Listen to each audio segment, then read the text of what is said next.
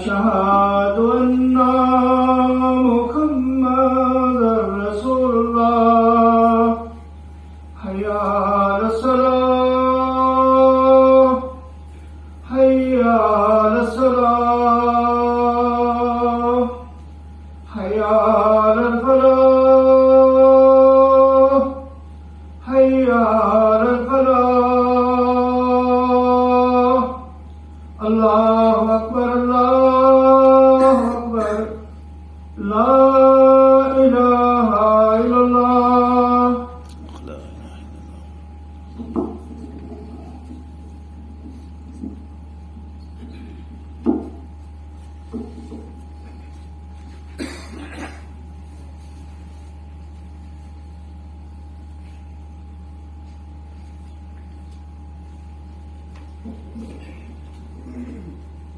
إن الحمد لله نحمده ونستعينه ونستغفره ونعوذ بالله من شرور أنفسنا ومن سيئات أعمالنا من يهده الله فلا مضل له ومن يضلل فلا هادي له وأشهد أن لا إله إلا الله وحده لا شريك له وأشهد أن محمدا عبده ورسوله.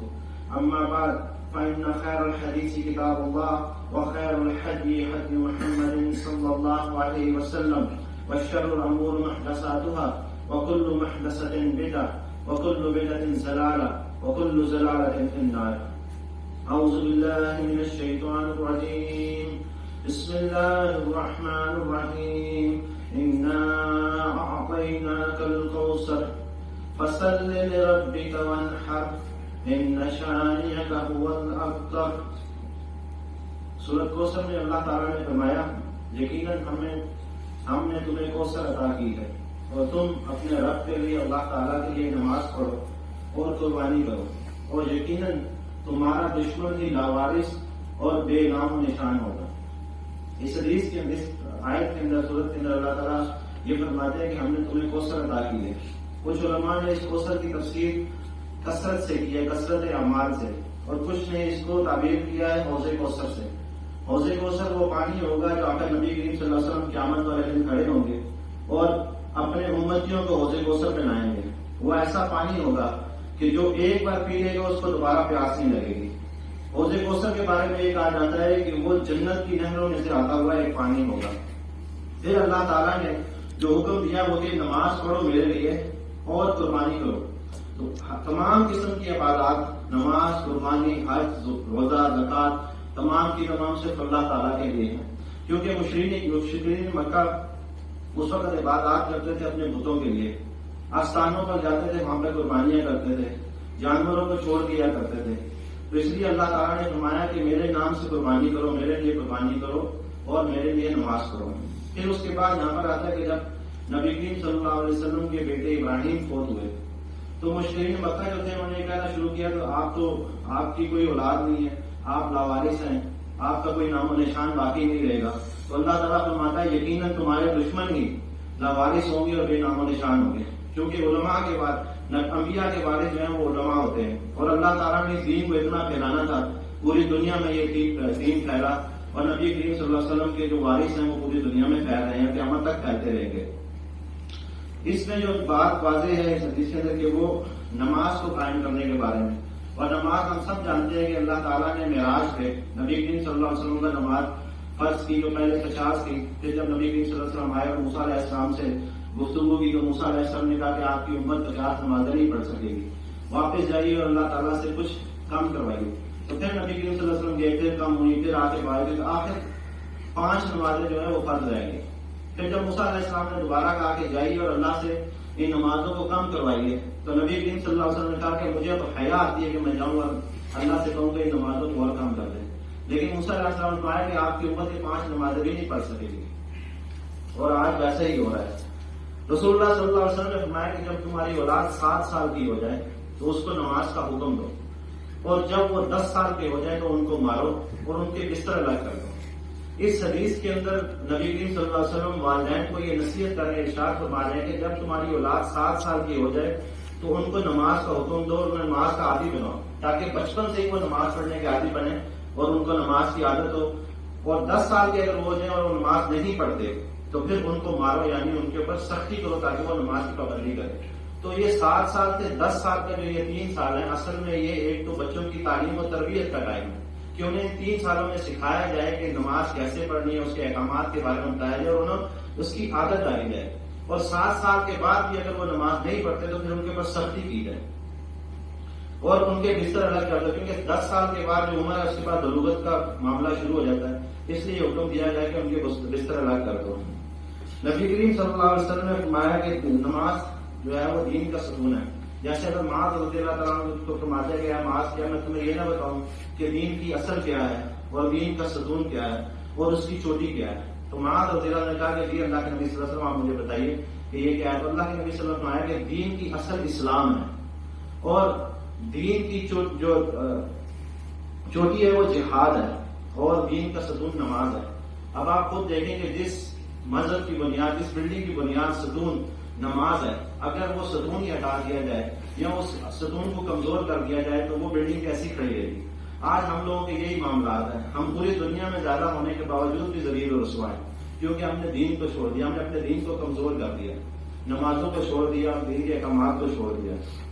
نبی کریم صلی اللہ علیہ وسلم نے فرمایا کہ سنو کہ جو مسلمان آدمی ہے اس کے اور شرک اور کفر کے درمیان جو فرق ہے وہ نماز کا چھوڑ دینا ہے. ایک دوسری حدیث کے اندر آیا کہ جو منافقین اور ہمارے مسلمانوں کے اندر معاہدہ ہے وہ نماز ہے اور جس نے نماز کو ترک کیا اس نے کفر کیا. یعنی منافقوں کے ساتھ جو معاہدہ ہے کہ ہم ان کے مال کی حفاظت کریں گے، ان کی جان کی حفاظت کریں گے، وہ صرف اس وجہ سے کہ وہ نماز پڑھتے ہیں. جو نماز پڑھنا چھوڑ دیتا ہے وہ کفر پہ چلا جاتا ہے. جیسے عبداللہ بن شقیق رحمہ اللہ جو ہے سنن ترمذی کی روایت اس میں فرماتے ہیں کہ میں صحابہ کرام رضوان اللہ اجمعین کو دیکھتا تھا، ان میں سے وہ جتنے بھی تھے وہ سوائے نماز کے چھوڑ دینے کو کسی کو کفر نہیں سمجھتے. یعنی بڑی سے بڑی بات ہو، کوئی معاملہ ہو تو اس کو وہ کفر کا فتویٰ نہیں لگاتے تھے، لیکن اگر کوئی نماز چھوڑ دیتا تھا تو اس کے اوپر کفر کا فتویٰ لگاتے تھے، اس کو کفر سوچتے تھے. کیونکہ یہ منافقوں کا طرز عمل تھا. وہ دلوں سے زبانوں سے اسلام قبول کرتے تھے لیکن دل کے اندر اس کا اسلام نہیں ہوتا تھا، تو وہ نمازوں سے دور بھاگتے تھے. اس وقت کے منافقین جو ہیں وہ اپنے آپ کو مسلمان ثابت کرنے کے لیے نماز کا اہتمام کرتے تھے، نماز پڑھتے تھے. لیکن آج ہم مسلمانوں کا حال یہ ہے کہ ہم مسلمان ہو کے بھی نماز سے دور ہیں، نماز نہیں پڑھتے، اس کا اہتمام نہیں کرتے. رسول اللہ صلی اللہ علیہ وسلم نے فرمایا کہ اللہ تعالیٰ کے ساتھ کسی کو شریک مت کراؤ یہاں تک کہ تمہیں ٹکڑے ٹکڑے کر دیا جائے یا تمہیں جلا دیا جائے. اللہ تعالیٰ کے ساتھ کسی کو شریک مت کراؤ اور فرض نمازوں کو جان بوجھ کر مت چھوڑو، کیونکہ جو فرض نماز کو جان بوجھ کے چھوڑ دیتا ہے اس کے اوپر سے اللہ تعالیٰ کی پناہ اٹھا لیتا ہے، اللہ تعالیٰ ختم کر دیتا ہے. مطلب یہ ہے کہ جب انسان فرض نماز پڑھتا رہتا ہے تو اللہ تعالیٰ کی حفاظت میں رہتا ہے، اللہ تعالیٰ کی پناہ اس کے اوپر رہتی ہے. لیکن جب نمازوں کو انسان چھوڑ دیتا ہے تو اللہ تعالیٰ اس کے اوپر سے اپنی حفاظت، اپنی پناہ اٹھا لیتے ہیں. رسول اللہ صلی اللہ علیہ وسلم نے فرمایا کہ جس نے نماز اصل کو چھوڑ دیا وہ ایسا ہے کہ اس کا گھر اور مال سب کچھ برباد ہو گیا. نبی کریم صلی اللہ علیہ وسلم نے فرمایا کہ جس نے اصل کی نماز چھوڑی اس کے تمام اعمال برباد ہو گئے. زبیر صلی اللہ علیہ وسلم فرماتے ہیں کہ 5 نمازیں اور ایک جمعے سے دوسرا جمعہ اس طرح ہے کہ وہ آپ کے گناہوں کو مٹا دیتا ہے، صاف کر دیتا ہے اگر کسی نے کبیرہ گناہ نہ کیا ہو. اس کا مطلب یہ ہے 5 نمازوں کا کہ جب انسان فجر کی نماز پڑھتا ہے اور پھر ظہر کی نماز پڑھتا ہے تو ان دونوں کے درمیان جتنے صغیرہ گناہ ہوتے ہیں یا خطائیں ہوتی ہیں اللہ تعالیٰ اس نماز کی برکت سے اس کو صاف کر دیتا ہے. پھر ظہر سے عصر، عصر سے مغرب، مغرب سے عشاء، عشاء سے فجر، یعنی یہ 5 نمازیں اگر انسان باجماعت پڑھتا رہتا ہے تو اللہ تعالیٰ اس کے صغیرہ گناہوں کو صاف کرتا رہتا ہے. اگر وہ کوئی بھی کبیرہ گناہ نہ کرے گا، اگر کبیرہ گناہ کرے تو اس کے لیے توبہ ضروری ہے. اور اسی طرح ایک جمعہ دوسرے جمعے کو گناہوں کو صاف کر دیتا ہے. اللہ کے نبی صلی اللہ علیہ وسلم نے فرمایا اگر کسی شخص کے دروازے کے سامنے کوئی نہر ہو اور اس نے وہ 5 بار نہائے دن میں صاف کرے، اس میں غوطہ لگائے، تو کیا اس کے جسم میں کوئی میل باقی رہے گا؟ صحابہ نے کہا کہ نہیں یا رسول اللہ صلی اللہ علیہ وسلم. تو نبی کریم صلی اللہ علیہ وسلم فرمایا کہ انسان کی نمازیں بھی اسی طرح ہے. جو انسان 5 وقت نماز پڑھتا ہے تو اللہ تعالیٰ اس کے گناہوں کو ایسے ہی صاف کر دیتا ہے. حضرت انس رضی اللہ عنہ روایت کرتے ہیں کہ رسول اللہ صلی اللہ علیہ وسلم کے پاس ایک آدمی آئے، صحابی آئے، اور انہوں نے کہا کہ میرے سے گناہ ہو گیا، مجھ پر حد قائم کریں. تو اللہ کے نبی صلی اللہ علیہ وسلم نے ان کی طرف کوئی غور نہیں کیا، توجہ نہیں دی. حضرت انس رضی اللہ عنہ فرماتے ہیں کہ نماز کا ٹائم ہو گیا، نبی کریم صلی اللہ علیہ وسلم نے نماز پڑھی. جب نماز ختم ہوئی تو صحابی نے پھر کہا کہ میرے سے گناہ ہو گیا، مجھ پہ حد قائم کریں. قرآن کا حکم میرے اوپر لگائیں. تو اللہ کے نبی صلی اللہ علیہ وسلم نے فرمایا کیا تو نے ہمارے ساتھ نماز پڑھی ہے؟ اس نے کہا جی میں نے آپ کے ساتھ نماز پڑھی ہے. تو اللہ کے نبی صلی اللہ علیہ وسلم نے فرمایا کہ اللہ تعالیٰ نے تیرے گناہ کو معاف کر دیا. اللہ اکبر. اللہ تعالیٰ کی رحمت، اللہ تعالیٰ کی بخشش دیکھیں کہ وہ آدمی جس کو وہ چھوٹے سے گناہ کو بھی اتنا بڑا گناہ سمجھ رہا تھا کہ میرے پہ حد قائم کرے، پھر بھی اللہ تعالیٰ نے اس کے اس گناہ کو معاف کر دیا صرف کس وجہ سے؟ نماز کی وجہ سے. کیونکہ نماز گناہوں سے روکتی ہے، گناہوں کو مٹا دیتی ہے. حضرت سیدنا ابو ذر رضی اللہ عنہ کہتے ہیں کہ نبی کریم صلی اللہ علیہ وسلم سردیوں کے موسم میں جو جھڑ کا مہینہ ہوتا ہے اس میں باہر نکلے تو درخت سے پتے جھڑ رہے تھے. نبی کریم صلی اللہ علیہ وسلم نے ایک درخت کی 2 شاخوں پہ ہاتھ رکھا تو اس سے پتے نیچے گرنے لگے. تو نبی کریم صلی اللہ علیہ وسلم فرمایا ابو ذر رضی اللہ عنہ جی اللہ کے نبی صلی اللہ علیہ وسلم حاضر ہوں. تو اللہ کے نبی صلی اللہ علیہ وسلم فرمایا کہ جو انسان نماز با جماعت پڑھتا ہے اور اپنی نمازوں کا اہتمام کرتا ہے اللہ تعالیٰ اس کے گناہوں کو ایسے گرا دیتا ہے جیسے اس درخت سے پتے گر رہے ہیں. رسول اللہ صلی اللہ علیہ وسلم فرمایا کہ اللہ تعالیٰ نے 5 نمازیں فرض کی ہیں. جو شخص ان کی اچھی طرح وضو کرے، ان کو ان کے وقت پر ادا کرے اور رکوع اور سجدے کو بہترین کرے تو اس کا اللہ تعالیٰ سے وعدہ ہے کہ اللہ تعالیٰ اس کو بخش دے گا. اور جو شخص ایسا نہیں کرتا اس کا اللہ تعالیٰ کے ساتھ کوئی وعدہ نہیں. اللہ تعالیٰ چاہے تو اس کو بخش دے یا چاہے تو اس کو عذاب دے. رسول اللہ صلی اللہ علیہ وسلم نے فرمایا کہ جو وہ شخص ہرگز آگ میں نہیں جائے گا یعنی جہنم میں نہیں جائے گا جو سورج نکلنے سے پہلے اور سورج غروب ہونے سے پہلے نماز پڑھتا ہے. اس سے مراد فجر اور عصر کی نماز ہے. حضرت عثمان بن عفان رضی اللہ عنہ مغرب کی نماز پڑھ کے مسجد میں بیٹھے تو ان کا بھتیجا ان کے ساتھ تھا. تو انہوں نے کہا کہ اے بھتیجے تو جانتا ہے اللہ کے نبی صلی اللہ علیہ وسلم سے میں نے سنا تھا کہ اگر کوئی عشاء کی نماز جماعت کے ساتھ پڑھتا ہے تو اللہ تعالیٰ اس کو آدھی رات کا ثواب عطا کرتے ہیں، اور جب کوئی آدمی فجر کی نماز با جماعت پڑھتا ہے تو اللہ تعالیٰ اس کو آدھی رات کا ثواب عطا کرتے ہیں. تو یہ ایسے ہے کہ اگر کسی نے عشاء کی نماز جماعت کے ساتھ پڑھی ہے اور پھر فجر کی نماز جماعت کے ساتھ پڑھی ہے تو وہ ایسا ہے کہ اس نے اپنی پوری رات قیام کے اندر گزاری، اللہ تعالیٰ اس کو پوری رات قیام کرنے کا ثواب عطا کرتے ہیں. رسول اللہ صلی اللہ علیہ وسلم نے فرمایا کہ جو شخص نے صبح کی نماز پڑھی تو اللہ تعالیٰ کی ایمان میں آ جاتا ہے، یعنی اللہ تعالیٰ اس کو اپنی ایمان میں لے لیتا ہے. یہاں تک کہ اگر کوئی آدمی اس کے ساتھ کوئی معاملہ کرتا ہے، کوئی مطالبہ کرتا ہے تو اللہ تعالیٰ سے ڈرنا چاہیے کہ نہیں اللہ تعالیٰ اس کو پکڑ کے جہنم میں نہ ڈال دے. یہ اللہ تعالیٰ کی امان ہے اس آدمی کے لیے جو فجر کی نماز جماعت کے ساتھ پڑھتا ہے. اللہ کے رسول صلی اللہ علیہ وسلم نے فرمایا کہ دن اور رات کے فرشتے تولیوں کی صورت میں نیچے زمین پر آتے ہیں اور فجر اور عصر کی نماز کے درمیان اکٹھے ہوتے ہیں اور پھر وہ واپس اوپر جاتے ہیں. تو اللہ تعالیٰ ان سے سوال کرتا ہے، ان سے پوچھتا ہے. حالانکہ اللہ تعالیٰ سب سے بہتر جاننے والا ہے، وہ اپنے بندوں کے حالات کو جانتا ہے، لیکن پھر بھی وہ فرشتوں سے پوچھتا ہے کہ تم نے میرے بندے کو کس حال میں پایا. تو فرشتے کہتے ہیں کہ جب ہم ان کے پاس گئے تھے تو وہ نماز میں تھے، جب ہم ان کے پاس سے آئے تو وہ نماز میں تھے. فرشتوں کا بار بار نزول کرنا یہ ایک اللہ تعالیٰ کی طرف سے بندوں کی حفاظت ہے. دوسرے جو اعمال لکھے جاتے ہیں تو جو رات کے فرشتے ہیں وہ فجر کے ٹائم صبح آتے ہیں اور جو دن کے فرشتے ہیں وہ عصر کے ٹائم آتے ہیں اور یہ دونوں آپس میں ملاقات کرتے ہیں، جمع ہوتے ہیں، پھر یہ واپس جاتے ہیں. پھر اللہ تعالیٰ ان سے ہمارا کا پوچھتے تو یہ ایسی جگہ کوئی فجر کی نماز جماعت کے ساتھ پڑھ رہا ہے اس وقت جب فرشتے آئیں گے تو وہ نماز کی حالت میں ہوگا، جب عصر کی نماز پڑھ رہا ہوگا پھر فرشتے آئیں گے واپس جائیں گے تو وہ نماز کی حالت میں ہوگا. اللہ تعالیٰ بہتر جانتا ہے کہ انسان کیا اعمال کر رہا ہے، لیکن فرشتوں سے پوچھنا اصل میں فرشتوں کے سامنے اپنے اہل ایمان کا شرف اور فضیلت کو بیان کرنا ہے. رسول اللہ صلی اللہ علیہ وسلم نے کہ منافقوں پر فجر اور عشاء کی نماز سب سے زیادہ بھاری ہے. اگر ان کو اس کے ثواب کا پتہ چل جائے تو وہ اپنے گھٹنوں کے بل بسیٹ کے مسجد میں آئیں. اور میرا یہ ارادہ ہوا کہ میں کسی کو کہوں کہ وہ تکبیر کرے اور نماز کے لیے میں کسی کو کھڑا کر دوں اور پھر چنگاریاں لے کر جاؤں اور ان لوگوں کے گھروں کو آگ لگا دوں جو نماز میں شامل نہیں ہوتے. رسول اللہ صلی اللہ علیہ وسلم کو عصر کی نماز اتنی پیاری تھی کہ جب غزوہ خندق کے دن کافروں نے عصر کے ٹائم حملہ کیا تھا مسلمانوں کے اوپر تو اس وجہ سے ان کے ساتھ لڑتے ہوئے ہمارے نبی صلی اللہ علیہ وسلم کے اور صحابہ کی جو عصر کی نماز ہے وہ قضا ہو گئی اور سورج غروب ہو گیا. تو اللہ کے نبی صلی اللہ علیہ وسلم نے بدعا کی ان لوگوں کے لیے کہ یا اللہ انہوں نے جیسے ہماری عصر کی نماز ضائع کر دی کہ سورج غروب ہو گیا تو ان کافروں کے قبروں اور گھروں کو آگ سے بھر دے. یہ فضیلت ہے اس نماز کی کہ اللہ کے نبی صلی اللہ علیہ وسلم کو عصر کی نماز چھوٹی تو اللہ کے نبی صلی اللہ علیہ وسلم نے ان کے لیے بدعا کی. حضرت ابو ہریرہ سے روایت کرتے ہیں کہ ایک قبیلے کے 2 شخص ایک ساتھ مسلمان ہوئے، ان میں سے ایک شخص جہاد فی سبیل اللہ میں شہید ہو گیا اور دوسرا شخص جو تھا وہ 1 سال تک زندہ رہا اور 1 سال کے بعد فوت ہوا. تو حضرت طلحہ رضی اللہ تعالیٰ نے خواب میں دیکھا کہ جو شخص 1 سال کے بعد فوت ہوا ہے وہ پہلے جنت میں جا رہا ہے، اور جو شہید ہوا شہید وہ بعد میں جنت میں جا رہا ہے. وہ بڑے پریشان ہوئے، بڑے حیران ہوئے کہ جس شہید کی جو فضیلت ہے وہ تو بہت زیادہ، اس کا رتبہ اور مقام تو بہت اعلیٰ ہے. تو وہ بڑے پریشان تھے. نبی کریم صلی اللہ علیہ وسلم سے جا کے واقعہ بیان کیا، خواب بیان کیا، اور ان سے پوچھا کہ اللہ کے نبی صلی اللہ علیہ وسلم میں نے یہ خواب دیکھا. تو اللہ کے نبی صلی اللہ علیہ وسلم آیا کہ اس میں حیرانگی کی کون سی بات ہے؟ تم نے یہ نہیں دیکھا کہ جو 1 سال تک زندہ رہا ہے اس نے 1 رمضان کے روزے بھی رکھے اور پوری سال کی نمازیں بھی پڑھی. یہ نمازیں اس کا ثواب ہے جو اس کو جنت میں شہید سے پہلے لے کر جا گئی.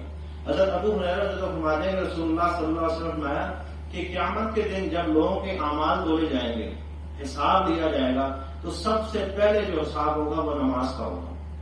نماز کا حساب سب سے پہلے لیا جائے گا. پھر اللہ تعالیٰ اپنے فرشتوں سے فرمائیں گے کہ اس کی نمازوں کو چیک کرو. جب وہ اس کی فرض نمازوں کو چیک کریں گے تو جس کی فرض نمازیں کم ہوں گی، اللہ تعالیٰ فرشتوں سے فرمائے گا کہ اس کے نوافل کو دیکھو. اگر تو اس کے نوافل ہوں گے تو نوافل کو اس کے فرضوں میں ڈال کر اس کو پورا کر دیا جائے گا، اور اگر اس کے فرض پورے ہوں گے تو اس کی نیکیاں نکلی جائیں گی. اسی طرح تمام اعمال کی ایک ایک کر کے اللہ تعالیٰ یہی حال بیان کرے گا. پہلے فرض دیکھے گا، اس نے فرض ادا کیے، اگر روزہ فرض ادا کیا ہے کم ہے تو پھر ان کے نوافل دیکھے جائیں گے. صدقہ زکات دیکھیں گے کہ فرض زکات ادا کی. اسی طرح تمام اعمال کو دیکھے جائیں گے. حضرت ابن مسعود رضی اللہ عنہ بیان کرتے ہیں کہ میں نے رسول اللہ صلی اللہ علیہ وسلم سے پوچھا کہ اللہ تعالیٰ کو سب سے زیادہ کون سا عمل محبوب ہے؟ تو نبی کریم صلی اللہ علیہ وسلم آیا کہ اللہ تعالیٰ کو سب سے زیادہ محبوب عمل ہے وقت پر نماز پڑھنا. میں نے پوچھا اس کے بعد، تو آپ صلی اللہ علیہ وسلم نے فرمایا کہ اپنے والدین کے ساتھ صلح رحمی کرنا. میں نے پوچھا اس کے بعد، تو اللہ کے نبی صلی اللہ علیہ وسلم نے فرمایا کہ اللہ کی راہ میں جہاد کرنا. رسول اللہ صلی اللہ علیہ وسلم کی جب وفات کا وقت قریب آیا تو آپ کا سر مبارک حضرت عائشہ صدیقہ رضی اللہ عنہ کی گود میں تھا. تو نبی کریم صلی اللہ علیہ وسلم کے ہونٹ ہل رہے تھے. تو حضرت عائشہ صدیقہ رضی اللہ اپنا کان ان کے پاس کر کیا کہ نبی صلی اللہ علیہ وسلم کیا فرما رہے ہیں؟ تو اللہ کے نبی صلی اللہ علیہ وسلم فرما رہے تھے کہ نماز کے بارے میں اللہ سے ڈرو، نماز کے بارے میں اللہ سے ڈرو، نماز کے بارے میں اللہ سے ڈرو، اور اپنے غلاموں اور لوڈیوں کا خیال رکھو. رسول اللہ صلی اللہ علیہ وسلم فرمایا کہ اندھیری راتوں میں مسجدوں کی طرف چلنے والوں کے لیے قیامت کے دن اللہ تعالیٰ پوری روشنی عطا کرے گا.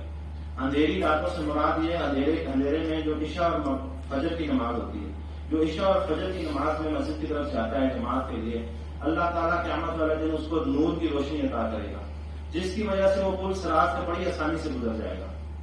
اور جس کو یہ روشنی میسر نہیں ہوگی اس کے لیے بڑی مشکلات اور شانیاں ہوگی. نبی کریم صلی اللہ علیہ وسلم نے فرمایا کہ جو شخص مسجد میں صبح اور شام بار بار آتا ہے، اللہ تعالیٰ جنت میں اس کی مہمانی کا سامان کرے گا، اور اسی طرح بار بار اس کی مہمان نوازی کرے گا. نبی کریم صلی اللہ علیہ وسلم نے فرمایا کہ قیامت والے دن کچھ دوزخیوں کو، جن کو اللہ تعالیٰ بخشنے کا ارادہ کرے گا، تو فرشتوں سے کہے گا کہ دوزخ میں جاؤ اور ان لوگوں کو نکال کے لاؤ جنہوں نے اعمال کیے ہیں. کون سے اعمال کیے ہیں؟ جنہوں نے نمازیں پڑھی. تو فرشتے کیا کریں گے کہ ان کے جو ماتھے کے اوپر نشان سجدہ ہوگا اس کی وجہ سے لوگوں کو جہنم سے نکالیں گے، دوزخ سے نکالیں گے. کیونکہ جو سجدے کا نشان ہوگا، اس جگہ پہ اللہ تعالیٰ نے جہنم کی آگ کو حرام کیا. آگ اس جگہ کو نقصان نہیں پہنچا سکتی. تو اس سجدے کی جگہ کی روشنی کی وجہ سے اللہ تعالیٰ ان جہنمیوں کو، جو فرشتے ہیں وہ دوزخ سے ان جہنمیوں کو نکالیں گے، اللہ تعالیٰ ان کی بخشش کریں گے. رسول اللہ صلی اللہ علیہ وسلم نے فرمایا کہ میرا گھر، ایک جو صحابی تھے وہ نابینا تھے، عمر کلثوم رضی اللہ عنہ، وہ نبی کریم صلی اللہ علیہ وسلم کے پاس آئے، ان سے کہا کہ اللہ کے نبی صلی اللہ علیہ وسلم میرا گھر جو ہے وہ بہت دور ہے، اور مدینے کے راستے میں کیڑے مکوڑے ہیں، درندے ہیں، جان کا خطرہ ہے، اور مجھے کوئی لانے والا بھی نہیں ہے کہ میں کسی کے ساتھ آ جاؤں، اس علاقے سے کوئی نہیں آتا، تو کیا مجھے گھر میں نماز پڑھنے کی اجازت ہے؟ اللہ کے نبی صلی اللہ علیہ وسلم نے فرمایا کیا تم اذان کی آواز سنتے ہو؟ انہوں نے کہا جی میں اذان کی آواز سنتا ہوں. تو اللہ کے نبی صلی اللہ علیہ وسلم آیا کہ تمہارے لیے اجازت نہیں ہے. یعنی جو نماز میں اذان کی آواز سنتا ہے اس کے لیے مسجد میں نماز پڑھنا بہت ضروری ہے. حضرت عبداللہ بن مسعود رضی اللہ عنہ کہتے ہیں کہ جس شخص کو یہ بات پسند ہو کہ جو اللہ کے پاس مسلمان ہو کر آئے، یعنی وہ یہ پسند کرتا ہے کہ جب میری موت ہو اور میری اللہ سے ملاقات ہو تو میں مسلمان ہوں، تو ان نمازوں کی حفاظت کرو جس کے لیے اذان دی جاتی ہے، یعنی باجماعت نماز پڑھنے کی طرف آؤ، کیونکہ اللہ تعالیٰ نے تمہارے پیغمبر صلی اللہ علیہ وسلم کی طرف ہدایت اتاری ہے، اور ان ہدایت کے طریقوں میں سے ایک طریقہ جماعت کے ساتھ نماز پڑھنا ہے. اور ان سے وہی پیچھے رہتے ہیں جو منافقین ہیں. یعنی وہ یہ کہتے ہیں کہ ہم اپنے دور میں یہ دیکھتے تھے کہ فرض نمازوں سے، جماعت نمازوں سے صرف وہی لوگ پیچھے رہتے تھے جو منافقین ہوتے تھے. اور اگر تم اللہ کے نبی صلی اللہ علیہ وسلم کی سنت کو چھوڑ دو گے، یعنی باجماعت نماز پڑھنے چھوڑ دو گے، تم گمراہ ہو گے. اور کچھ ایسے صحابہ تھے، ایسے لوگ تھے جو دو لوگوں کے کندھوں کا سہارا لے کر مسجد میں آیا کرتے تھے اور صف میں کھڑے کر دیے جاتے تھے. اس سے مراد یہ ہے کہ وہ صحابہ جو بیمار تھے یا کوئی چل نہیں سکتا تھا، تو وہ جماعت کی اتنی فضیلت اور اہمیت تھی کہ وہ آدمیوں کے سہارے سے مسجدوں میں آتے تھے اور نماز پڑھتے تھے. تو اس حدیث کے اس قول کے اندر عبداللہ بن مسعود رضی اللہ عنہ جو قول ہے جو حدیث بیان کی، اس کے اندر جماعت کے ساتھ نماز پڑھنے کی تاکید کی گئی ہے. اور یہ کہ صحابہ کرام رضی اللہ عنہم کے کتنا شوق تھا نماز کا. اور نبی کریم صلی اللہ علیہ وسلم کی سنت کے بارے میں انہوں نے بتایا کہ جو سنت کو چھوڑ دیتا ہے وہ گمراہی کی طرف چلا جاتا ہے. رسول اللہ صلی اللہ علیہ وسلم نے فرمایا کہ جماعت کے ساتھ نماز پڑھنا اکیلے نماز پڑھنے سے 25 درجے زیادہ بہتر ہے، یعنی زیادہ ثواب ملتا ہے. رسول اللہ صلی اللہ علیہ وسلم نے فرمایا کہ جو پوری طرح وضو کرتا ہے پھر مسجد میں آتا ہے، جب مسجد کی طرف چل کے آتا ہے تو اس کو اس کی ایک نیکی، ہر قدم پہ ایک نیکی اس کی لکھ دی جاتی ہے اور ہر قدم پہ ایک گناہ معاف کر دیا جاتا ہے. اور جب وہ رکوع اور سجود پوری طریقے سے کرتا ہے اور نماز کو ختم کرتا ہے، نماز ختم کرنے کے بعد وہ اپنی جگہ پر بیٹھا رہتا ہے تو فرشتے اس کے لیے دعا کرتے ہیں کہ یا اللہ اس پر رحم فرما، اس کی بخشش فرما. اور وہ نماز عام نماز سے، یعنی اکیلا نماز پڑھنے سے 25 درجے زیادہ بہتر ہے. اسی طرح ایک دوسری روایت کے اندر اللہ کے نبی صلی اللہ علیہ وسلم آئے کہ جو جماعت کے ساتھ نماز پڑھتا ہے وہ ایسا ہے کہ جس نے اگر کسی نے اکیلا نماز پڑھی تو اس سے 27 گنا زیادہ بہتر ہے. ایک حدیث میں 24 گنا کا بھی ذکر آیا ہے. نماز کا طریقہ نبی کریم صلی اللہ علیہ وسلم نے خود سکھایا. جیسے نماز ویسے اللہ کے نبی صلی اللہ علیہ وسلم کو جبرائیل علیہ السلام نے 2 دن آ کر نماز پڑھائی، ایک دن اول وقت میں اور ایک دن آخری وقت میں. اور اسی طرح پھر نبی کریم صلی اللہ علیہ وسلم نے ایک دن ممبر کے اوپر کھڑے ہو کر نماز پڑھی اور پھر صحابہ کو کہا کہ میں نے اونچائی پہ ممبر پہ اس لیے نماز پڑھی ہے تاکہ تم میری نماز کو دیکھو اور ایسے نماز پڑھو جیسے میں نماز پڑھتا ہوں. ایک صحابی نبی کریم صلی اللہ علیہ وسلم کے پاس آئے اور مسجد میں نماز پڑھی. نماز پڑھنے کے بعد آگے نبی کریم صلی اللہ علیہ وسلم کو سلام کیا تو نبی کریم صلی اللہ علیہ وسلم کا وعلیکم السلام، واپس جاؤ، تم نے نماز نہیں پڑھی، نماز پڑھو.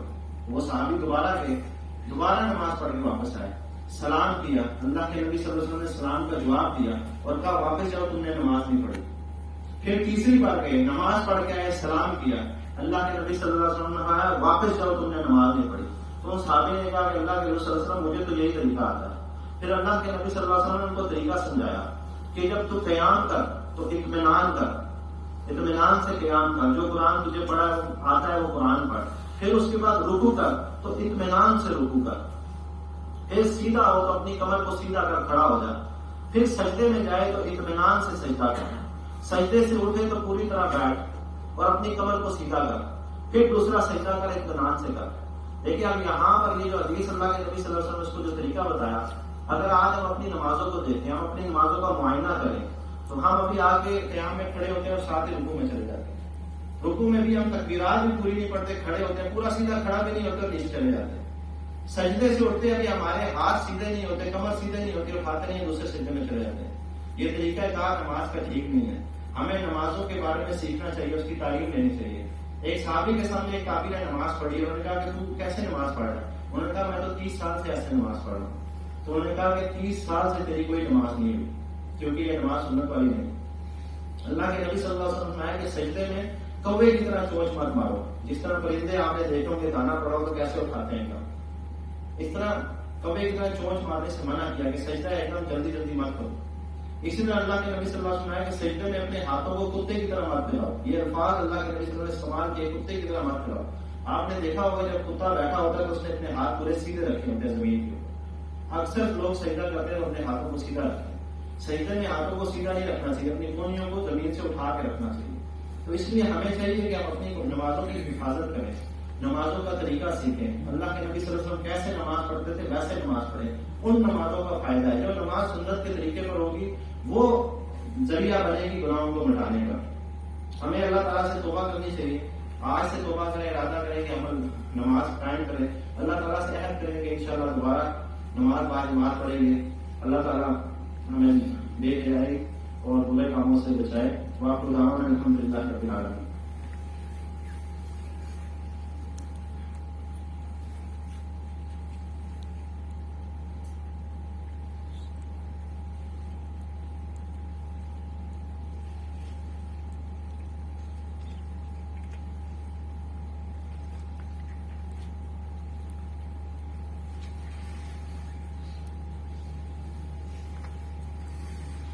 إن الحمد لله نحمده ونستعينه ونستغفره ونعوذ بالله من شرور أنفسنا ومن سيئات أعمالنا من يهده الله فلا مضل له ومن يضلل فلا هادي له وأشهد أن لا إله إلا الله وحده لا شريك له وأشهد أن محمدا عبده ورسوله. أعوذ بالله من الشيطان الرجيم. بسم الله الرحمن الرحيم.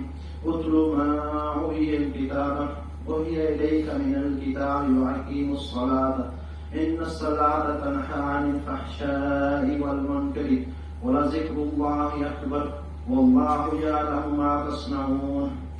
اللہ تعالیٰ سورہ عنکبوت آیت نمبر 45 میں فرماتے ہیں کہ جو کتاب آپ کی طرف وحی کی گئی ہے اسے پڑھیے اور نماز قائم کریں. یقیناً نماز بے حیائی اور برائی سے روکتی ہے. بے شک اللہ کا ذکر بہت بڑی چیز ہے اور جو کچھ تم کر رہے ہو اللہ تعالیٰ باخبر ہے. کیونکہ نماز انسان کا تعلق خصوصی اللہ تعالیٰ سے جوڑتی ہے جس کی وجہ سے انسان اور اللہ تعالیٰ کے بیچ میں نماز کو مومن کی معراج کہا گیا ہے. آپ انبیاء علیہ السلام کی زندگیوں کو دیکھیں, نبی کریم صلی اللہ علیہ وسلم کی زندگی کو دیکھیں, جب کوئی پریشانی, جب کوئی معاملہ, جب کوئی مصیبت آتی تھی اللہ کے نبی صلی اللہ علیہ وسلم نماز پڑھتے تھے. نماز کو مومن کی معراج اس لیے کہا گیا کہ ایک حدیث کے اندر اللہ کے نبی صلی اللہ علیہ وسلم نے جو سورۃ فاتحہ ہے اس کو اللہ تعالیٰ نے اپنے اور بندے کے درمیان آدھا آدھا کر دیا. تو جب بندہ نماز میں سورۃ فاتحہ پڑھتا ہے جیسے الحمدللہ رب العالمین کہتا ہے تو اللہ تعالیٰ اس کا جواب دیتے ہیں حمد علی حمدی کہ میرے بندے نے میری تعریف کی. پھر جب آپ کہتے ہیں الرحمن الرحیم تو اللہ تعالیٰ فرماتا ہے میرے بندے نے میری ثنا بیان کی. اسی طرح پوری سورۃ فاتحہ کے اللہ تعالیٰ جواب دیتے ہیں. تو یہ معراج ہے, یعنی انسان اللہ تعالیٰ سے ہم کلام ہوتا ہے. نماز بے حیائی اور برائی سے روکنے کا سبب ہے کیونکہ انسان پابندی سے جو نماز پڑھتا ہے وہ گناہوں سے بچتا رہتا ہے اور نماز میں جب پڑھ رہا ہوتا ہے تو بے حیائی اور برائی سے دور رہتا ہے. پھر جب نماز سے فارغ ہوتا ہے عام ذکر کرتا ہے جیسا اس آیت میں فرمایا کہ بے شک اللہ کا ذکر بہت بڑی چیز ہے تو وہ بے حیائی اور برائی سے بچا رہتا ہے. رسول اللہ صلی اللہ علیہ وسلم نے فرمایا کہ کوئی شخص جس کی فرض نماز کا وقت ہو وہ اچھی طرح سے وضو کرے پھر اچھی طرح سے خشوع سے اس نماز کو ادا کرے تو اللہ تعالیٰ اس کے پچھلے گناہوں کا کفارہ کر دیتا ہے جب تک وہ کوئی کبیرہ گناہ نہیں کرتا. یعنی اس نماز میں نماز کے ادب اور احترام کو صحیح سے طریقے سے بجا لانے کی تاکید کی گئی ہے اور خشوع اور خضوع سے اور اعتدال سے نماز پڑھنے کا حکم کیا گیا ہے. جیسے نماز میں خشوع اور خضوع کے بارے میں جو احسان آتا ہے اس میں بتایا کہ تم نماز ایسے پڑھو جیسے تم خود اللہ کو دیکھ رہے ہو اور اگر تمہارا یہ گمان نہیں ہوتا تو احسان یہ ہے کہ تم یہ گمان کرو کہ اللہ تعالیٰ مجھے دیکھ رہا ہے. رسول اللہ صلی اللہ علیہ وسلم آئے گے جب تم میں سے کوئی نماز کے لیے کھڑا ہوتا ہے تو وہ رحمت کے سامنے ہوتا ہے تو اس لیے وہ ادھر ادھر مت دیکھے کنکریوں سے مت کھیلے. رسول اللہ صلی اللہ علیہ وسلم آئے کہ جس نے ٹھنڈے وقت کی 2 نمازیں پڑھی یعنی فجر اور عصر تو اللہ تعالیٰ اس کو جنت میں داخل کر دیتے ہیں. اسی طرح رسول اللہ صلی اللہ علیہ وسلم نے فرمایا کہ ملائکہ اس نمازی کے لیے دعا کرتے رہتے ہیں کہ اے اللہ اس کی مغفرت کر, اسے بخش دے, اس پر رحم فرما. جو نماز پڑھتا ہے نماز پڑھنے کے بعد اپنے مصلی پہ بیٹھا رہتا ہے اور اس کو کوئی چیز گھر جانے کے لیے ادھر ادھر کے لیے نہیں چھوڑتی, اس کا مقصد صرف نماز ہوتا ہے تو وہ فرشتے اس کے لیے رحمت کی دعا کرتے ہیں. اللہ تعالیٰ ہمیں اپنی نمازوں کی حفاظت کرنے کی توفیق عطا فرمائے. اللہ تعالیٰ ہمیں دین اسلام پر عمل کرنے اور اس کو قائم کرنے کی توفیق عطا فرمائے. اللہ تعالیٰ تمام مسلمانوں کی مغفرت فرمائے, شرک بدعات اور خرافات سے محفوظ فرمائے. یا اللہ جو بیمار ہیں انہیں شفا کاملہ عاجلہ عطا فرمائے. جو بے اولاد ہیں ان کو نیک و صالح اولاد عطا فرمائے. اور اولاد والے ہیں ان کی اولاد کو نیک و صالح بنا, والدین کا فرما بردار بنا. جو بے روزگار پریشان حال ہے مصیبت میں ان کو روزی عطا فرما, ان کی پریشانیوں اور مصیبتوں کو دور فرما. ہر قسم کی وبا اور بیماری سے مسلمانوں کو محفوظ فرما دے. کورونا سے مسلمانوں ممالک اور مسلمانوں کو محفوظ فرما. یا رب العالمین اس حال میں موت دیں کہ ہم تیری عبادت میں ہو, دین اسلام اور ایمان کی حالت میں موت عطا فرما. یا رب العالمین اس حال میں موت دے کہ تم ہم سے راضی ہو اور ہم تجھ سے راضی ہوں. روز قیامت نبی کریم صلی اللہ علیہ وسلم کی شفاعت نصیب فرما. نبی کریم صلی اللہ علیہ وسلم کے ہاتھ سے حوض کوثر کا جام پینے کی توفیق عطا فرما. ہمیں توبہ کرنے کی توفیق دے اور ہماری توبہ قبول فرما. یا رب العالمین تمام مسلمانوں کی مدد فرما اور جو دین حق کے لیے پھیلا ہے دین حق ان کی خدمتوں کو قبول فرما دے اور ان کی مدد فرما. مسلمان مجاہدین کی مدد فرما. مسلمانوں کو عزت اور وقار عطا فرما اور تمام مسلمان ممالک میں اسلام کو نافذ کرنے اور اس کے قانون پر عمل کرنے کی توفیق عطا فرما. یا رب العالمین ہمارے گناہوں کی بخشش فرما, ہمارے والدین پر رحم فرما. آمین یا رب العالمین. اعوذ باللہ من الشیطان الرجیم. بسم الله الرحمن الرحيم إن الله وملائكته يصلون على النبي يا أيها الذين آمنوا صلوا عليه وسلموا تسليما اللهم صل على محمد وعلى آل محمد كما صليت على إبراهيم وعلى آل إبراهيم إنك حميد مجيد اللهم بارك على محمد وعلى آل محمد كما باركت على إبراهيم وعلى آل إبراهيم إنك حميد مجيد سبحان ربك رب العزة عما يصفون والسلام على المرسلين والحمد لله رب العالمين.